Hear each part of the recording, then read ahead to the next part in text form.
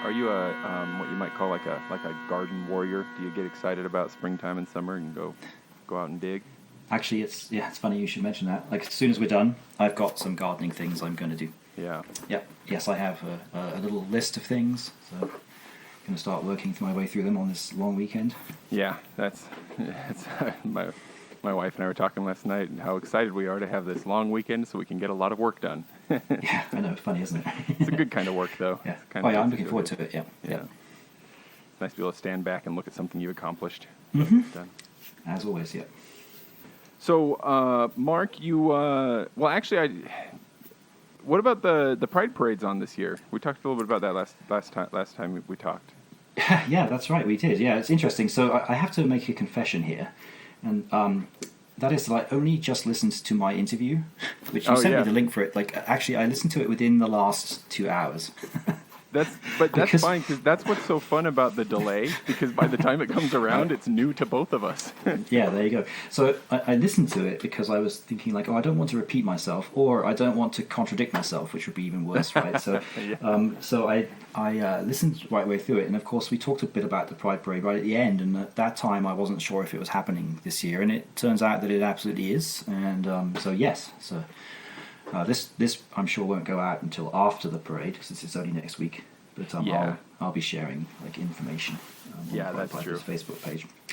But yes, so by the time anyone hears this, it will have been an outstanding success. I'm sure of it. Surely, and is that the best way if people are interested in either seeing how that goes or even talking to you about joining in sometime? Is it best to just look you up on Facebook? Mm-hmm. Yes. Yeah. So given that it'll already be too late for 2022, but assuming that 2023 is a go, anyone listening to this later who's interested in becoming involved because they're really sad that they missed it this year, they should jump over to the Pride Pipers Facebook page and just either post or send a message, and we'll get back to you. Yep. Cool. I'll make sure to put a link in the show notes if anybody wants to just click on that. But just Pride Pipers. You're the only Pride Pipers that I've seen out there. You got the name. So I know, right? We talked about that. Yes. Yeah. So yes, by all means, we're always happy to have anybody who wants to be involved. Yeah, mm-hmm. Very good.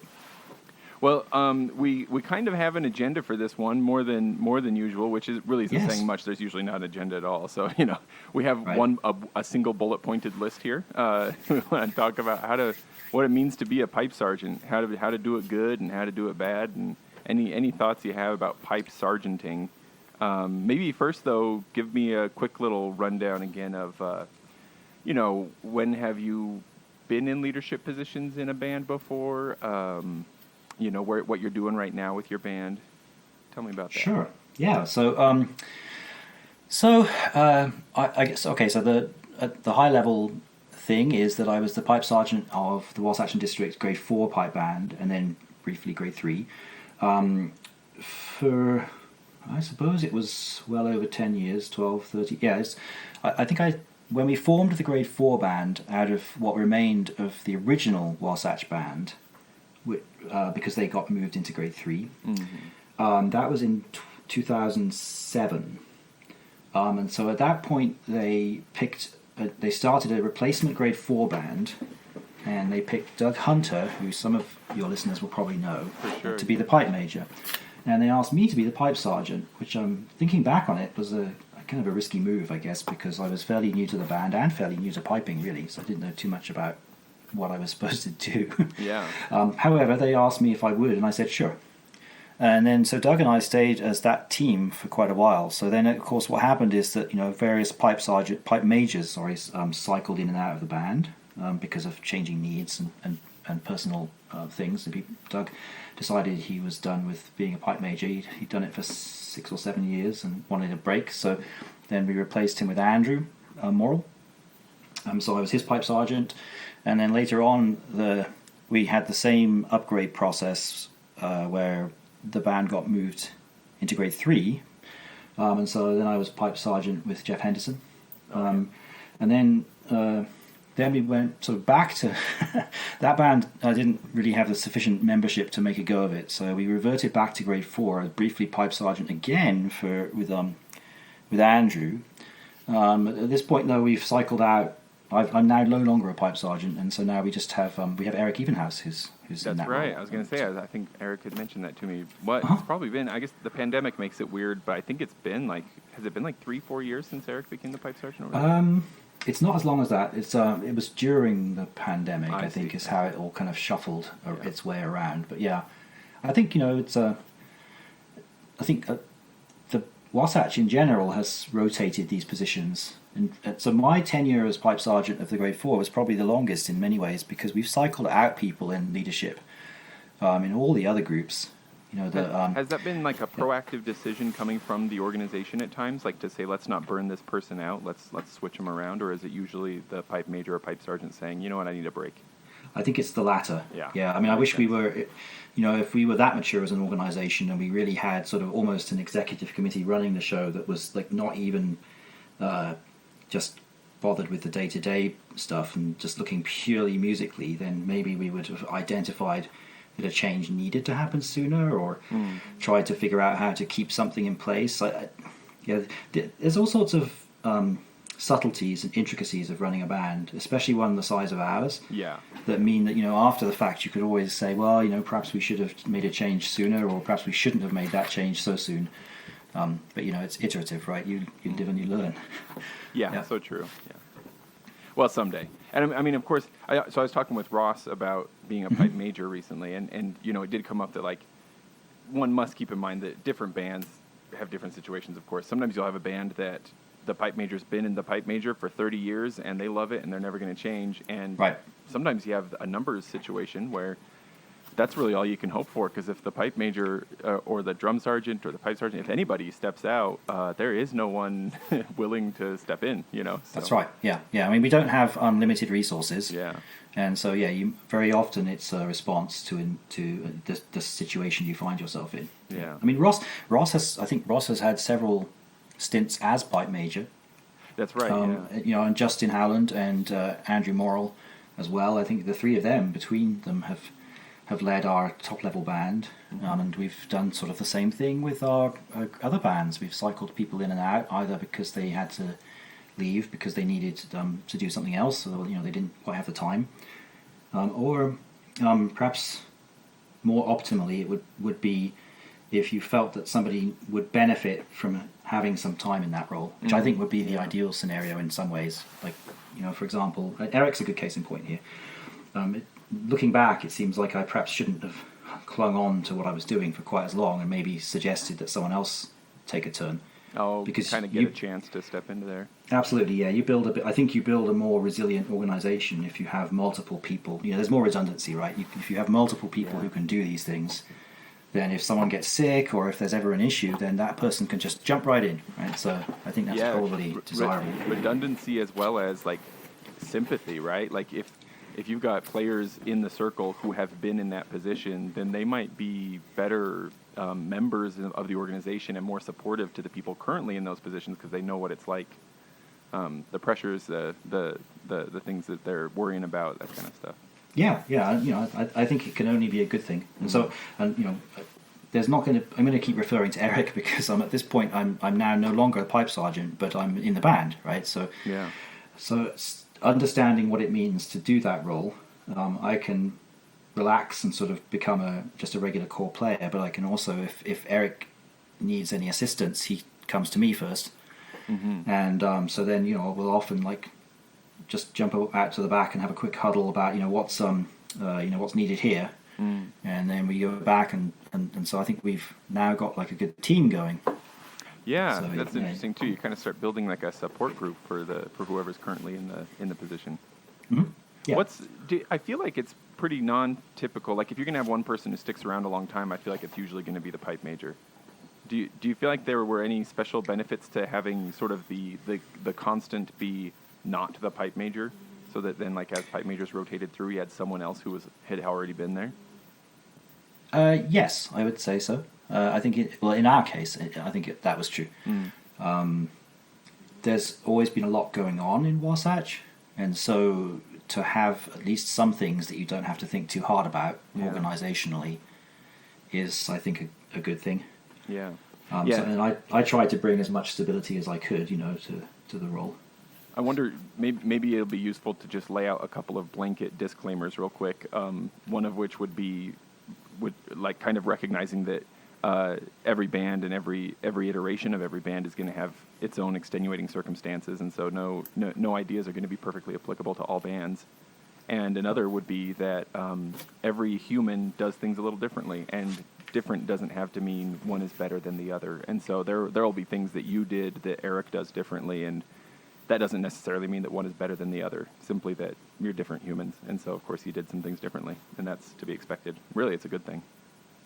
100% agree. Yeah, that's my sort of desire, I guess, or that I wouldn't try to kind of impose my will, especially after the fact, and and also that yes, that it's horses for courses. Right? Every band is different, and you have to. Everybody has different resources available to them, so you have to kind of do the best you can. But I'm hoping that maybe this will be helpful, this interview, because if we talk about specifics, then maybe other people will hear that and jump in with theirs. Have you interviewed other pipe sergeants or specifically about that? This is the first time, and that's kind of my hope with this is to precisely be able to talk to so many pipe majors and pipe sergeants and drum sergeants, both currently in those positions and retired, if you with air quotes, enough of them to create like a cacophony where if I only talked to two, then if they disagreed on something, then it would be like, well, there's some disagreement, right? But if I talk to 8 or 12 or 100, then it becomes more of a, oh, look at, here's some ideas, and kind of becomes a buffet that people can listen to and go, I like that idea. I'm not going to do that. I tried that once. It didn't work, but this works for me, that kind of thing. I think that would be ideal. Yeah. That's the ideal scenario. Yeah. Well, so help me break this untested ground gracefully. What comes to mind if I were to come to you and say, well, hey man, I was just made the pipe sergeant in my pipe band. Do you have any initial advice you would give me? Yes, I think I would. So assuming I'm extremely receptive, I'm like very much looking, like this is an ideal situation. Yeah.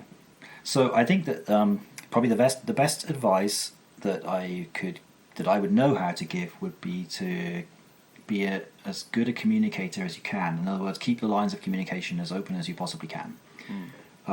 So when I became pipe sergeant at Wasatch and Doug Hunter became the pipe major, neither of us had done anything like that before. All we'd done is watch other people do it. And did this happen on the same day? You both came into those positions at the same time? I think it did. It wasn't sort of a very cut and dried point in time, and to be honest, the band that they formed in the wake of the grade 3's upgrade was quite small, so it wasn't like we were put in charge of a huge thing.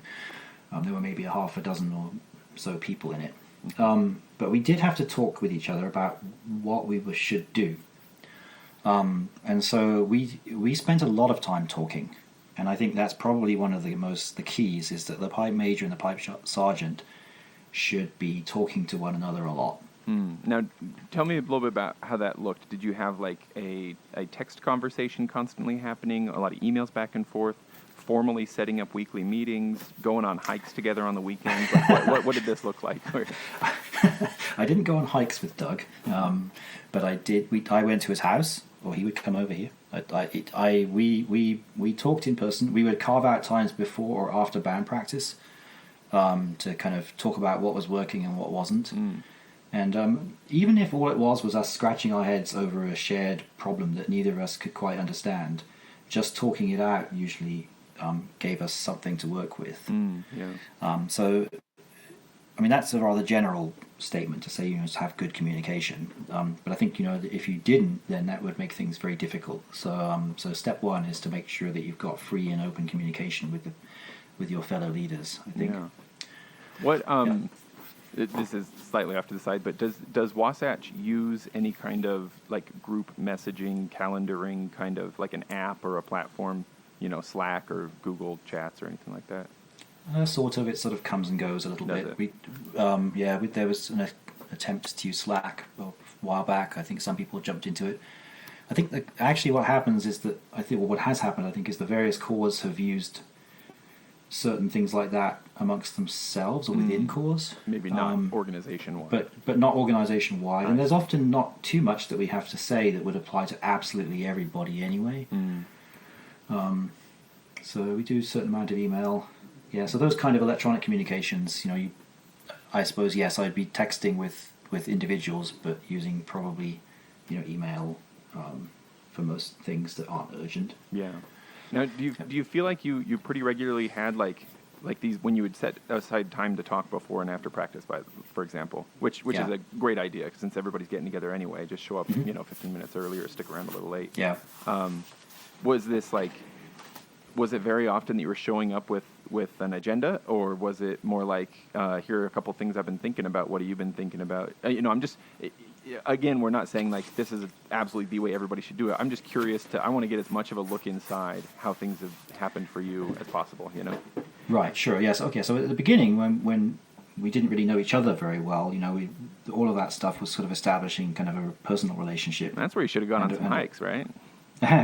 Go do some cheese tasting or something. Yeah, something like that. Well, beer tasting, I guess, is what we did do. But yeah, so we did some stuff like that. And but then as you get more into the nitty gritty of it, what we would often do actually is we would make recordings of band practice. Oh yeah. And then we would sort of review them separately, and then what we would talk about is kind of what our thoughts were on what we heard. Oh. So that, I guess, my second highest thing that I would mention would be to be a good musical listener is very important, especially as the pipe sergeant, because you often, the pipe major is usually leading the group, and as pipe sergeant you have the opportunity to kind of step out and listen. And so I did a lot of listening. I listened to our recordings, I listened to and then Doug and I would talk at length about what we heard and what we thought was the root of that particular problem. Like, were people actually going too fast, or were they just making lots of mistakes that made it sound like they were going too fast? So kind of comparing notes on what you're hearing there. Yeah, so it's quite diagnostic, actually. Yeah. And then, in the same manner, actually, we used to have sessions where at the end of the year, when we were getting ready to pick music for the next year, sort of brainstorming sessions, trying to figure out what tunes would play well with each other and how to put together the sets that we were going to play. Sure. And so quite a bit of sort of critical assessment of tunes and whether they were suitable. Now, I want to make sure I'm being diplomatic here. Let's not leave out the drummers. Were you pulling a drum sergeant into these conversations as well? Initially, we did not. And that was a mistake. But let's say it's called a lesson learned, right? Yeah, so we did. That was definitely a lesson learned. It took a while to also then expand that leadership kind of conversation to include the drum sergeant as well. Mm-hmm. And I think that was just purely down to our inexperience. It's and as I've listened more, I get a much better appreciation of how the drum scores mesh with the pipe scores, and how drumming in general meshes with piping. So you become a little bit better able to notice features that are helpful. A little more of an ear for ensemble, huh? Definitely. Yeah. Yes, absolutely. Yeah. It's surprising how complex this endeavor is. Yeah. Because even when you only have a handful of pipers and a handful of drummers standing in a circle playing tunes, there's a huge amount of complexity to it. It turns out. Yeah. There's a lot of things to wrangle all at once. Yeah, I mean, I think that's part of why you're even just. It's such a simple thing, but like I've never done it. The suggestion that you would regularly gather a recording from practice or from rehearsal rather, and review it, and then talk about it together. It's like, well, of course, when you're standing in the circle, a big chunk of your brain is going to be taken up by what you're doing. Exactly. And so then it's in that review afterward that you can actually listen to the whole ensemble and get more of an overall view. How's the band sounding? Yes. Yeah. That was a long transition for me. It took a long time to get to the point where I could actually listen to the whole band sort of more objectively. Yeah. And not just as I kind of experienced it in the moment.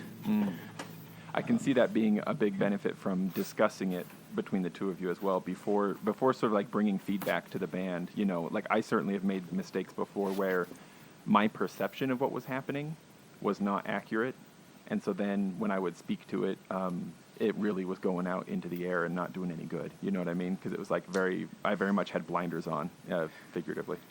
Yeah, and I think I'm a fairly analytical person anyway, and so that was, I guess, a personal skill that I brought to the role.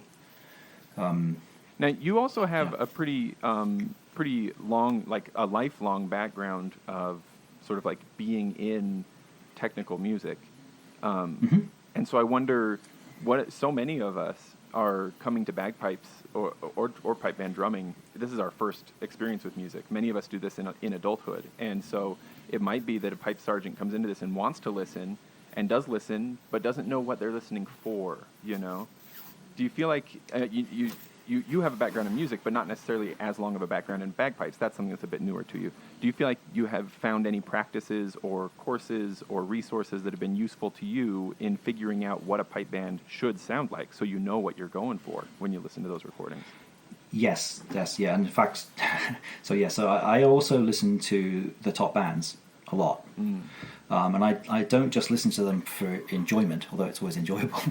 I listen to them to see if I can figure out, like, so here's, in other words, that's sort of our benchmark, right? So if you listen to somebody like Field Marshal Montgomery playing a medley, or Inverary and District playing an MSR, that's pretty much like how an MSR or a medley ought to be played. So, whatever you can derive from that is going to be helpful. And you're not going to be able to show up and make, Wasatch or Garden Valley or whatever suddenly sound like Field Marshal. Yeah, but of course, but what you are going to be able to do though is listen to what works musically and why it works. And so I guess that those are, I think, all those recordings that exist of these good bands playing, especially in recent years, are, I think, a huge resource. I think anyone in leadership should be listening to those with sort of a very critical ear and saying, well, why is it that sounded so good? And what was it about it that was really good? And how can we translate that to our group of people who, like you say, maybe have come to this quite lately, and they're sort of perhaps they don't really understand the context because they're brand new learners, so they don't even know what kind of goes on out there in the pipe band world. So it becomes, I guess, an educational endeavor. So you have to not only educate all of your members or explain to them what they ought to be doing technically to be better, but also explain to them what a bagpipe band ought to sound like, and why. Yeah. So that's the thing. It's like this infinite drilling down in getting more and more specific, isn't it? Because it's not just like, here, this sounds good, doesn't it? Let's sound like that. You got to go another step and go, here's why it sounds good. And then you got to go another step and go, here's how we get to sounding, here's how we do the why to get to the sounding good. Exactly, yeah. And so, as someone in leadership, people in the rest of the group are looking to you to lead. And so what they want from you is something actionable. That's a good point. You don't want a pipe sergeant to say to you, go home and practice. You want him to say, it doesn't mean anything. Here's the thing to work on this week. Yes. Here are the measures, or here's the exercise, or whatever it is. Yeah, that sounded really good, or that sounded really bad, without any sort of context to why it did or didn't. And so I think that to be as specific as possible is always helpful. And as you mentioned, especially since so many people in piping maybe don't have a big musical background anyway. So if you can give musical context to it by whatever means necessary, I think that helps people have a better understanding of what they're doing. Yeah.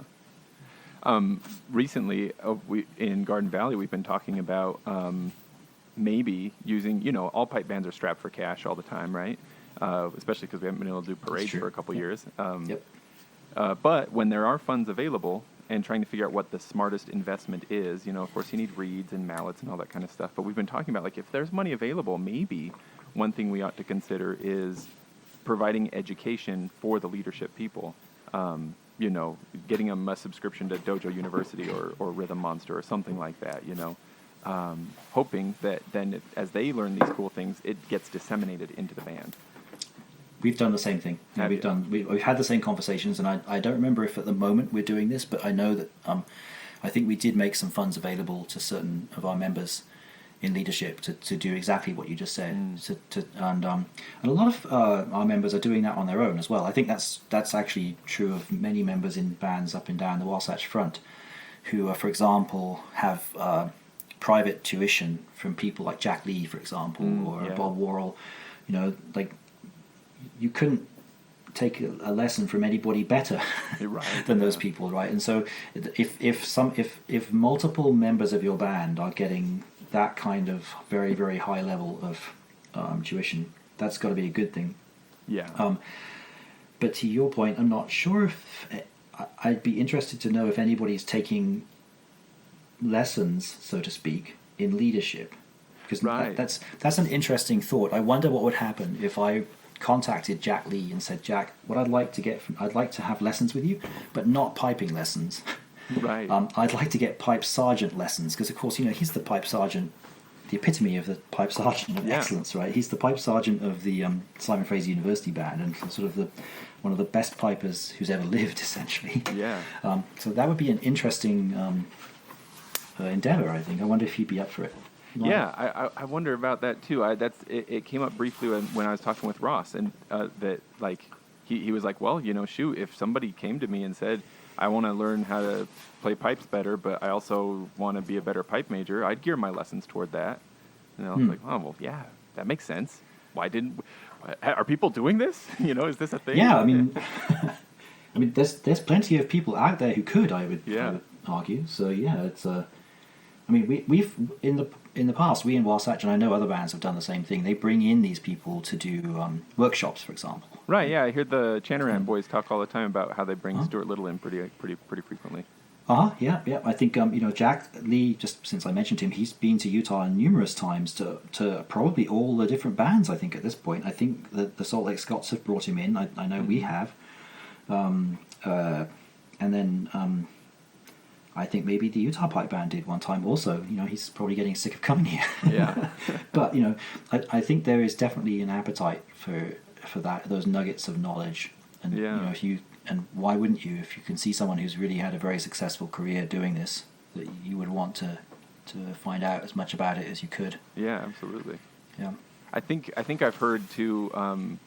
Mike Swan works with Andrew Douglas, and he's mentioned he did some stewarding for one of these things that Piper's Dojo did. They're like pipe majors clinics or forums or something like that, where it's kind of more of a group thing with limited seats. Oh, interesting. Yeah.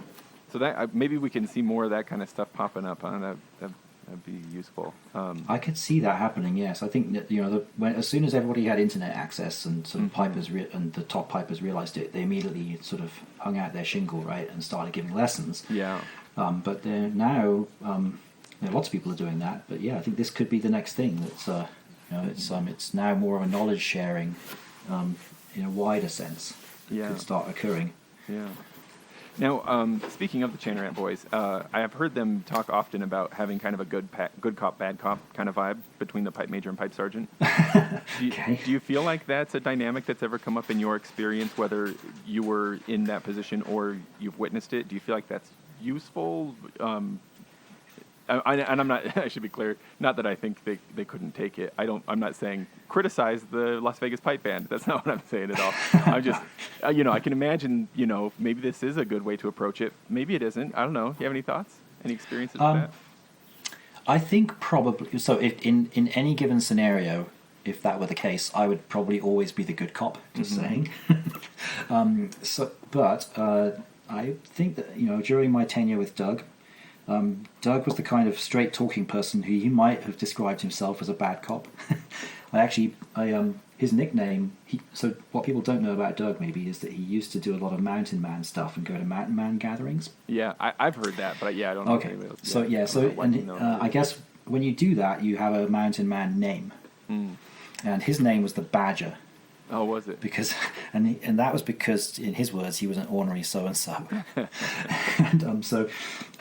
you know, I think that what he and I developed was probably a sort of good cop, bad cop kind of approach to running the band. I heard this kind of dynamic maybe is better referred to as like Mama Papa or maybe or something like hard and soft. I don't know. It's not. There's another way that's more applicable. But yeah. Go on. I mean, we didn't set out to do that. Right. Yeah, we didn't set out to do that. I mean, that's just the people we are. Doug knows what he wants, and he's very direct and clear about it. And so what I would then do is, and most of the time that works really well actually, especially with sort of a more regimented approach, which you kind of have to have when you've got all these people, you're trying to make them play and sound exactly the same. Sometimes though, there are certain people for whom that approach doesn't work as well. Yeah. Because they just push back against it, or it doesn't mean something to them. And so then I would have to be the sort of person who would keep an eye out for that. And if it was obvious it wasn't quite kind of hitting the mark, then I would kind of run around the back and sort of fill in the gaps, I guess. So it wasn't like they were complementary approaches, right? Yeah. It wasn't either good or bad. We weren't, like 1 minute berating the band and the next minute kind of complimenting them. It was more of a kind of we covered all the bases by doing it that way. And that was how we did it with Doug and me. But once Doug decided to step away from it and Andrew Morrill took his place, then I had to sort of re-establish that relationship again. And I wouldn't describe Andrew as a bad cop in his approach to no, band he's running. such a relaxed person. I can't imagine him being in any way mean. No, and to be clear, Doug was never mean. Right, like, you're right. So these words are not very precise for what we're talking about, are they? Yeah, but he was more of a strict kind of disciplinarian. I would say than I am. Now, once I was working with Andrew, then it almost actually seemed like it flipped a little bit, right? So I was the one saying, this specific thing is just wrong. Like you're playing this with the exact wrong rhythm, and you need to figure that out. Yeah, and this is like, as long as everybody at the table is on the same page, we have limited time, we're here to find the problems and uproot the problems. So the most efficient way to do that is say, there's the problem, and point right at it. So this isn't anybody being mean, or at least it shouldn't be. I suppose there's potential for a really bad approach, right? Somebody might say, hey, that was horrible, you're really bad at this. There's no need for that kind of stuff. But to point at a problem and say, this is what we need to fix, is not equivalent to being a mean or a bad cop, These words aren't exactly what we're looking for, are they? Right. Yeah. No, I don't think so. But I think most people have a fairly good idea of what a good cop, bad cop approach might be. Right. Yeah. And so it's a useful tool in the sense that it makes sense to people, and and I think that we each sort of pairing that I've been part of, and actually I must bring the drummers back in again because I keep forgetting to do that. But yes, during that time, I've also worked with we rotated a lot of drum sergeants for a while there during the time that Doug and I were running the show. But we kind of settled on one person eventually, and then since then it's always been just a couple of different, I guess 2 or 3 different drum sergeants that I've worked with. But that once again is an interesting dynamic. Yeah, it is a little different. In that they are, of course, we're all members of the band, but between the pipe major and pipe sergeant, you both are on the same instrument. And so then you got the drummers on other instruments, not just often. So, usually it's a snare. I don't think it has to be that way, but, it's not just one on different instrument. It's the whole, the midsection and the snares too. Yeah. An ensemble is something that's come along, like the ability to kind of gauge ensemble has taken much longer for me. Yeah. And actually, so speaking specifically then, say from a pipe sergeant point of view, I don't know I think most bands configure their band about the same, physically speaking, which is to say that in the circle, you kind of have a triangle formed by the pipe major, the pipe sergeant, and the drum sergeant. Yeah, certainly. With the sort of bass drum kind of in the middle. And what it means is that, for me anyway, as pipe sergeant, what I found was that it was a really good spot to be, because I could equally well see the pipe major and the drum sergeant. And so it took a while, but now when I play, even though I'm no longer the pipe sergeant, I'm still watching them both, almost equally, actually. But, oh man, that is exactly the kind of habit, there you go, this is another reason why we would want a lot of membership to rotate through these positions, right? Because if you spend a few years thinking hard about that, about connecting the pipe major to the pipe sergeant as you play too, if everybody in the circle's doing that, that you're going to be right on. It's interesting because it's understood, right, that the pipe major is probably watching the drum sergeant for the most part, and then they're expecting everybody to watch them. But the pipe sergeant, the way I interpreted that role actually was to sort of keep an equal eye on both, because very often after we were done playing and then we would huddle, the conversation between the pipe major and the drum sergeant would be very different from what I had seen. Interesting. And so that's where I would kind of bring in like a little bit more of a sort of outsider perspective from that, like that linkage that you have between the lead drummer and the lead piper. Did you ever feel like you were a tiebreaker? Like, one had the idea and the other had the other idea, and you were like, well, actually, guys. Sometimes, or like or maybe I would represent each to the other. Yeah. So yes, yeah. So if if say Andrew was very insistent on a thing, but I could see that it was from my perspective it was a little different, then I could maybe kind of represent the drummers a little bit to him. Yeah. So yeah. Become a sort of a diplomat. I suppose. Right. Yeah. Do you feel like you witnessed in your experiences when you kind of did that sort of like that approach shift based on what the current pipe major's approach was? Do you feel like you witnessed the same thing coming from pipe majors as well? Like, is this a dynamic that happens between the two and then the three people really in leadership positions or more, depending on the band, where everybody gets a feel for where everybody is at? Or do you feel like it might be an especially useful skill for a pipe sergeant to have that in mind so they can kind of fill the gaps that might be left? It might be. I mean, I try to be the neutral third party, I think, a little bit. I mean, I'm a piper, so I'm thinking about piping a lot, but to try to make sure that what I was really thinking about was ensemble. Yeah. It probably depends on the band, right? Once again, it also depends on the size of the group, because that approach becomes more important when you have a very large band.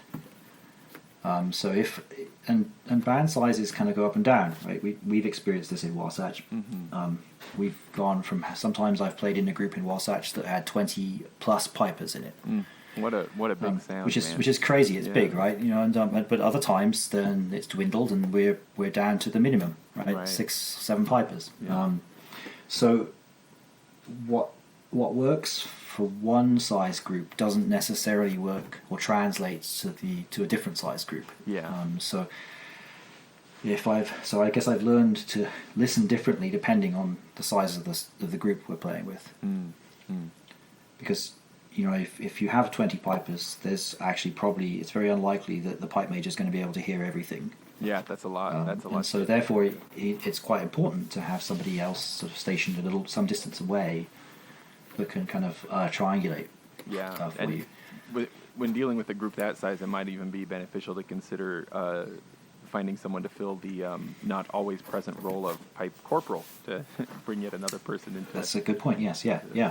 The more ears you have, and maybe that's what I'm doing now because I'm not pipe sergeant anymore. But there's Eric, myself, there's Andrew, and currently we have Matt Biggs as our lead drummer. So the all of us can listen together and sort of try to figure out what's going on. Yeah. Does it sound right? Yep. Yeah. Have you found that there's often a splitting up of duties, like at rehearsal as well as competition, where the pipe sergeant ends up either moving the tape or playing for tape to be moved when tuning, or other stuff like that? Is there kind of a set of sort of duties that fall to the pipe sergeant? Yes, yeah, for sure. Yeah, we definitely have developed that over the years in Wasatch, and I've noticed by watching other bands that not everybody does it exactly the same. Yeah. But the way we do it is the pipe major does the chanters. Meaning the pipe major plays and people tune to the pipe major's chanter? Correct, and the pipe major is the only one who moves tape. Oh, interesting. So they're doing all of it. They don't have a third person on their knees there in between the two chanters destroying their hearing as they move. Right, no, we don't have a third person doing chanters. And that's across all of our bands, actually. Now I think about it, yeah, it was kind of already in place anyway, right back at the very beginning when we only had one band. But then it sort of got more formalized, I think, probably during the time period that Ross and Justin Howland went to play with Triumph Street for a year or two. Yeah. Because a large grade 1 band needs to have a very efficient means of tuning a band quickly. Mm-hmm. And so I think that was one of the invaluable skills that Ross especially learned from his time up there, was how to move around a band very fast and very quickly get people's chanters ready. And if you look at the grade 1 bands, I think pretty much only the pipe major moves tape around, as I think about what I'm seeing. It's pretty rare. Even bands with a very skilled pipe sergeant, they might do a little bit of adjustment. I guess watching SFU, I think Jack Lee does maybe run around some of the circle tuning that way. But the way we've done it in Wasatch anyway is that the pipe sergeant is responsible for tuning drones, with a backup if needed. Like someone to hold the tuner for you or something like that? Well, if the band's too big to get round quickly enough, then you have a second person tuning drones, right? But so it would be, when I was pipe sergeant, it was Eric was the backup, right? So we would basically each take a tuner and go opposite directions around the band and meet up in the middle. On the other side. So that would get the band tuned drones like twice as fast. That's a really good point. My wife often laughs at me and us as a piping community that we say we play instruments, but really so much of what we do is tuning instruments. And like so much of the results on competition day are like, well, how did the tuning go before you even got into the circle? Very much so. Yes, yeah. It's a big part of it. It can be frustrating too, right? When you get together at a rehearsal and what you want to do is play the material, but you sometimes feel like you're stuck between either not enjoying it very much because you didn't take the time to tune perfectly and so because you wanted to get right to the material, or eating up so much rehearsal time with tuning that you don't have much time left for actually rehearsing. And so finding ways to make that more efficient, that makes a lot of sense.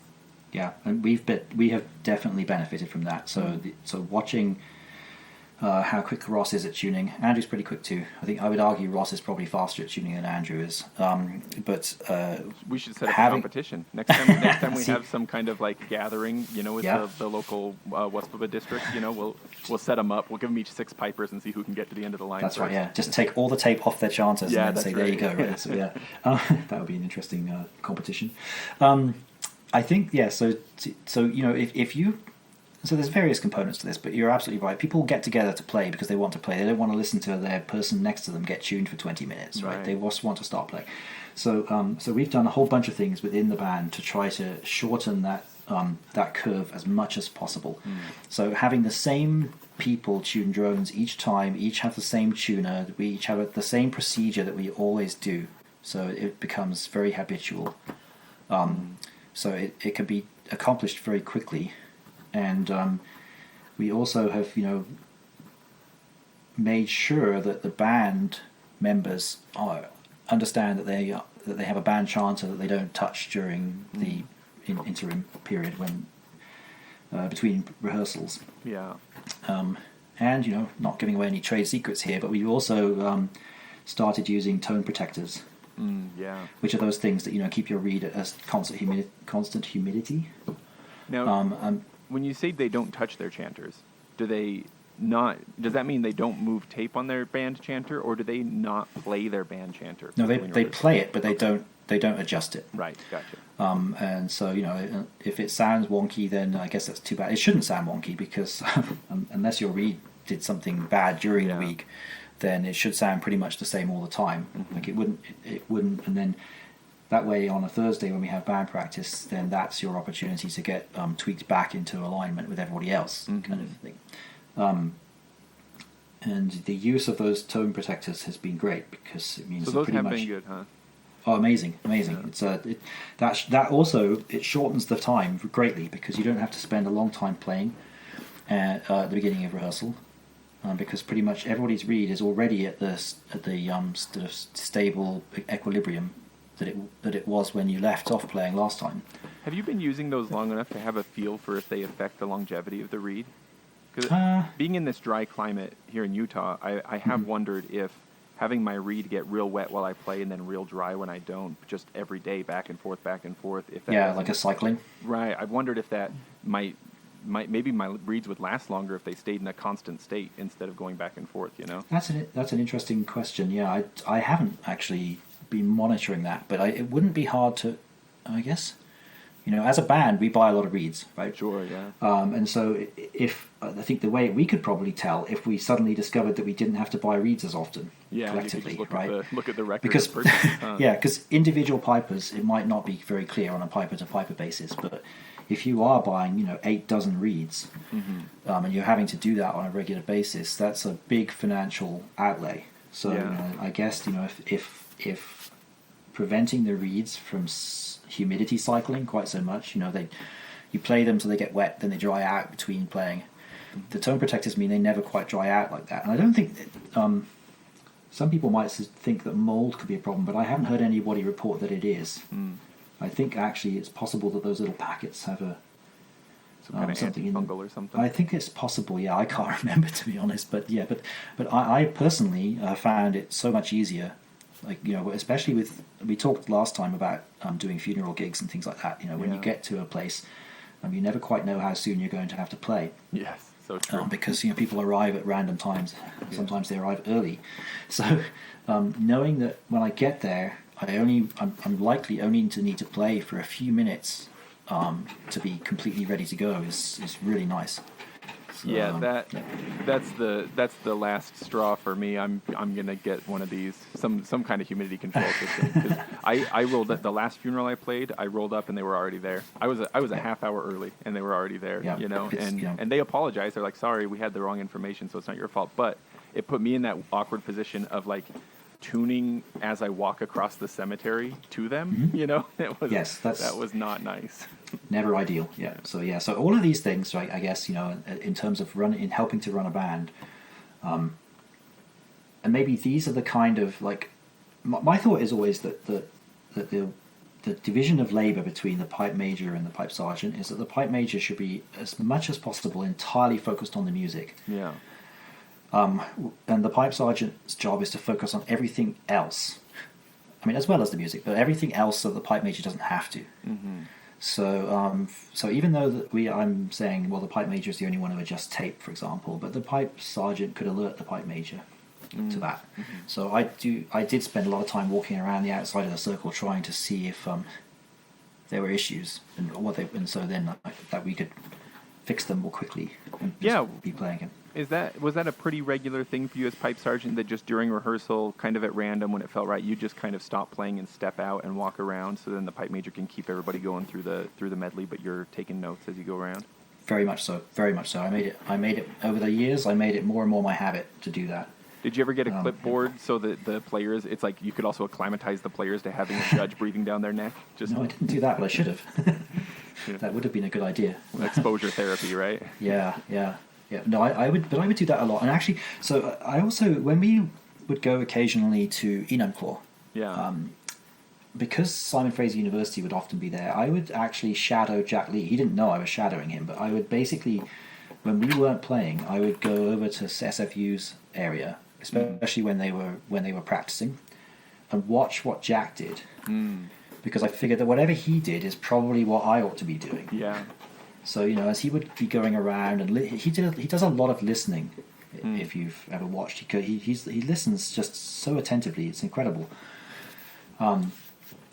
So I kind of took that approach, the same approach myself. It seemed like I figured that if Jack Lee is doing that, then I probably should be too. So I would spend a lot of time walking around the outside of the circle trying to listen to what it sounded like overall and sort of piper by piper as well. I feel like as we're talking, the thing that's distilling in my mind is that a simple, a one-sentence job description for a pipe sergeant might be fill the gaps. Whether that's in personality and approach or just these utilitarian, this thing needs done. I'll go do this thing. I'll take care of it. Yes. Yeah, I very much so. Yeah. Yeah. So the focus of the pipe major should be as much as possible music. Yeah. To the limit possible, it should be just music. And then the pipe sergeant kind of picks up all those other gaps. But yeah, and in fact, so Eric, I think, has done an excellent job of this since he's become pipe major, much better than I did. He does a lot more. He sends out emails to the band, just general emails, work on your pipes, or make sure you do the following maintenance. he makes sure everybody knows if there's a rehearsal change of location, for example, or if anything else needs to get out there. He's very good at that, and so that's the other thing. So the pipe major doesn't have to think about that. So you mentioned having open lines of communication. Maybe the pipe sergeant is also making sure that those lines are open for everybody, not just between themselves and the pipe major and the drum sergeant. I mean, I can imagine that, like, then if a piper or a drummer has something come up, or they need to talk to somebody about something, whether it's an HR thing or just a logistics thing, whatever it is, if they've got this person, the pipe sergeant, who's communicating with them weekly at least over the last 4 or 5 years, they're going to be more comfortable, and it's going to be easier to be like, hey man, hey pipe sergeant, here's this thing, rather than having leadership be unapproachable. Exactly. In fact, as you were talking there, I was just getting ready to say that the pipe sergeant is a little bit like the HR department as well. I should just shut up and let you talk, man. Well, no, the opposite. I think that over the years, and this goes back to sort of the good cop, bad cop approach. I don't know if the pipe sergeant is the good cop, whoever is the good cop, I suppose. But if the pipe sergeant is the good cop, so called, then maybe the membership are likely to come to them first and say, "Hey, I'm having this problem, for whatever reason," and then the pipe sergeant can sort of go and break the news to the pipe major. Yeah. If what I'm saying is true, and if the pipe major should only be concerned with music, right? I mean, that's not always going to be the case. For example, like you said, like pipe majors who've sort of inherited a band or brought it up, and it's very much like their band. That's a different dynamic, very different dynamic. Yeah. So maybe you wouldn't need to have something like that in an organization which is perhaps more of almost like a family feel to it, or it wouldn't necessarily be appropriate for every situation, I guess. Right. Yeah, there definitely are bands that are more organization based, and there are others that are more human based, like as individual person based. Yeah. We've had to respond to in Wasatch because we are highly organization based. We've got like people from all over. We even mentioned this in the last interview, right? That there are people in the band I don't even know who they are. Yeah. So given that, then there needs to be structures in place that keep things running smoothly. So perhaps we've just responded because of the situation we find ourselves in. Sure. So we have like a path. So if any member has an issue, then they know who to talk to about it. Yeah. Now, when it comes to like playing your pipes as the pipe sergeant, do you feel like a person can successfully be a pipe sergeant without being the most proficient player? And or do you feel like there's any level of responsibility for a pipe sergeant to always have, like a solo in their back pocket in case there's a need at a performance of some kind? Is the pipe sergeant going to be one of the people who needs to be ready to fill a gap, if a playing gap in this case, if that's needed? So should the pipe sergeant be one of the best players in the band? I certainly hope not, because I'm not. However, that said, it's probably better if your pipe sergeant is Jack Lee, right? Well, naturally, yeah. Yeah. However, if that can't be the case, I think that there is a trade-off, right? So probably the pipe major ought to be the best piper in the band, pretty much. I think it would be weird for that not to be the case. Yeah. Or at least among the most proficient. They're at least going to be playing clean doublings, that kind of stuff. If you're lucky enough to have a band packed full of very talented people, then that's great, right? Yeah. But assuming that's not the case, then the pipe major should probably be the most proficient piper, and the pipe sergeant probably not that far behind. But actually, I was thinking about this before the interview because, I by no means am I a very skilled solo piper. And this was brought home to me recently because Wasatch we hosted a little internal competition. Ahead of the competitions, the formal season, we actually set up our own solo competition just for ourselves. Just so that people could kind of get back into the swing of it before we had to go out and do like sanctioned contests. Yeah. And so I entered, and I didn't do very well. Does that hurt more or less than in an official competition? It was interesting. It was a data point, shall we say? Yeah. So I think that this speaks to the utility of trying to enter solo competitions, because it can only help, right? You get to hear how you sound on your own, because that's very important. But to your point about whether they should be the best piper or at a very high level within the band, there are some slightly different skills that have to do with playing in a band that aren't the same as being a good soloist. Good point. And to the point we talked about earlier about ensemble, what you're striving for is a band where the sound and the music is as blended as it possibly can be. So you don't want a circle full of soloists. You want a circle full of people who have kind of got so grooved with playing with one another that they kind of have an average, I guess, that they're playing to that. And so some of this comes with skill, because you would like everyone to be approximately as skillful to be in the same group. And then there's a big component of music choice as well, so that the music that you've picked is also at a level that pretty much everybody can play. So given that, if you're saying that the music should be playable by about everybody in the group, then perhaps it doesn't matter if somebody is much better or much less skilled than another person, as long as they can all play it. Great point. That said, that you're not going to have that. You're not going to suddenly have a band full of exactly average players who are all equally skillful. Right.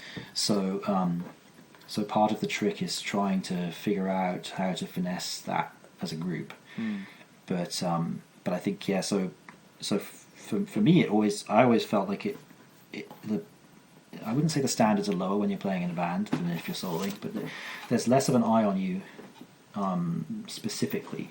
So I felt like as pipe sergeant, even though I knew there was multiple players in the band who were a lot better than I was, I felt like I didn't feel like a fraud. Oh, sure, in that role, I didn't. Like being in the band is about the band. It's like, how is the band doing? Is you're one part of the whole rather than being... Yeah. So does the pipe sergeant need to be a very, very good player? I mean, of course it would help if they are, but even if they're not, there's some other skills that would make up for that. Yeah. So I'm imagining if my hypothetical person that's just become, just accepted the invitation, or more often probably the pleading and begging to take the pipe sergeant role. And then I think to myself, all right, well, now I got to be really good because I'm going to be the pipe sergeant, so I'm going to learn some Lincoln Hilton solos. Like, by all means, learn some Lincoln Hilton solos, but maybe if I only have so much time in the day and I want to focus on some skills, maybe it's not the same as if I wanted to become a better soloist. The skills I ought to be working on are the things you've been talking about, listening to the really good bands and analyzing that and thinking about ensemble and stuff like that. Yes, I would absolutely agree with that, but I mean, maybe that's just my personal experience of it, because that's what I did. But I think that understanding that you're trying to help the band be as good as it can be is sort of is part of that role. Yeah. So as a separate track, trying to make your own piping as good as it can be, that's sort of a given. But if since I've agreed to be the pipe sergeant, I can't prioritize my own solo playing, for example, over the band's playing. Right, you're prioritizing the band. If you're a core member, that's just it also sort of applies. But it's kind of understood that you'll also, as member of the leadership, you want to assist all the band members in being better band members and better soloists. Sure. So now we're getting into other territory here, I guess, a little bit. But I guess my thought would be is that when we go to competitions, it's sort of assumed that a good chunk of the band will probably also be soloing. Yeah. And because can only be helpful to the band, we highly encourage that. And so as pipe sergeant, I used to make sure that the way was clear for all those core members to both solo and fully participate in the band on those days, so that we would have the best outcome either way. What does that look like? Are you helping them get registered to solo in the preseason, helping them pick out music, helping them tune before they go compete? Yes, all those things. Yes, all that. So if that meant that I couldn't solo because I was busy helping all the other core members solo, then that's what I did. That takes priority. Yes, that was my choice. I mean, that's how I did it. I mean, maybe you could argue that You know, a bit like when you fly on a plane, they say put your oxygen mask on first, right? Yeah. But I didn't actually do that. But yeah, I ran for yourself first. yeah, then worry about it, and worry or beat all of your fellow band members. And That's right. Yeah. So yeah, although that wouldn't have happened. That's a different approach, right? That's like an assert dominance approach or something. Exactly, yeah. No, but so I think I haven't soloed regularly for quite a number of years, and I think the reason I always said it was sort of perhaps glibly was that it's because I was pipe sergeant and I was trying to make sure the band was as healthy as it could be on the day. Yeah. But actually, now I think about it, I think that was literally what I was trying to do. Yeah. So I was trying to help all the core members be ready for their solos so that they could become better players. Because if you have all your core members be better players, they're probably going to start to sound better when they come together as a band. Mm-hmm. Although that's a whole separate thing you have to tweak. But still, you know, if your feed stuff is good quality, then your ingredients are good quality, right? You're going to make better dishes. So yeah. So if you could lift up all your band members to be good soloists, then your band almost certainly is going to sound better. Right. Yeah. Yeah, and I think, you know, maybe it's just painfully obvious, so it doesn't even need pointing out, but I feel like I have seen before where, like, if there's not much of a focus on soloing within a band, then it can be really easy, especially when a band is strapped for leadership, and a band is young, you know, in a lot of ways, with a lot of newish players. It can be really easy for things that could be improved to kind of, like, slip through the cracks, because there's not a lot of individual attention. You know, like once a person has their pipes, it's like, all right, hop in the circle, and they're now one among many. There's not a lot of one-on-one attention. Whereas if there's a focus on soloing, you get a little more of that sort of like, oh, let me hear your solo. How's it coming along? You know, your throws are a little bit squished. Maybe we could work on some D throws. You know, that kind of thing ends up happening more.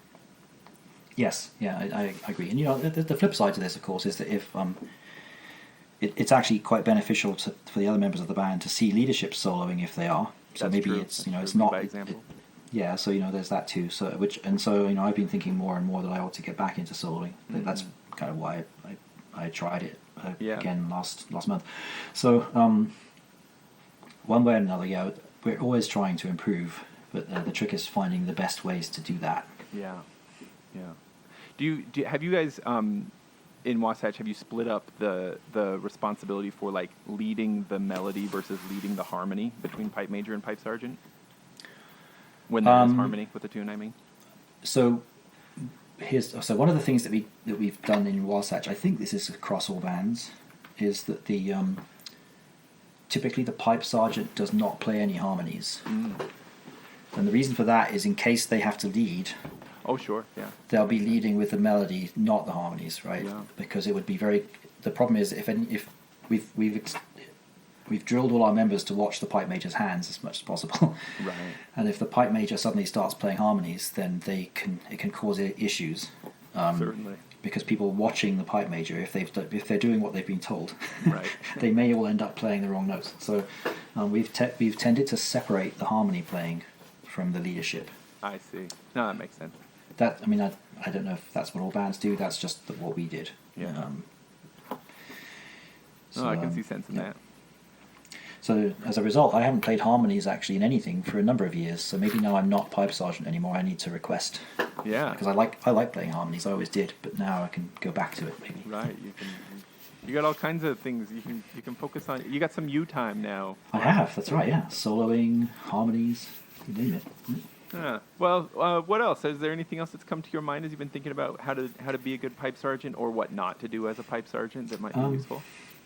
I don't know about the do's and the don'ts. I think we've covered most of what I would have thought would be the things. You should be a good listener, be a good communicator, be a good organizer. I think the role also is that of sheepdog. Oh, sure. So yeah. especially with a bigger band, on the day of competition, people can end up wandering off. Not even just competition, rehearsal, man. Or at any time, people wander off, right? And so, as pipe sergeant, one of your jobs is to go off and find the lost sheep and bring them back again. So, this has especially been true at games that with I their found, pipes laying across your shoulders, right? Yeah, with especially at games, and especially when you have teenage members of the band who get easily distracted. They wander off, right? And then suddenly it's time. You like, where is so and so? And then you have to go and find them. There they are, looking at swords. Come here. That's right, looking at swords. So that's sort of one of the practical matters of being a pipe sergeant, is that I took on that role as well, as so once again, so the pipe major could focus on the music, I would go and like round everybody up. Yeah. So, yeah. Lovely. Well, in that case, I think that we've got an episode here. Well, that's good. Yeah. Okay, so yeah, my takeaways would be that I have an illustrious future not being a pipe sergeant coming up right now, so that's good.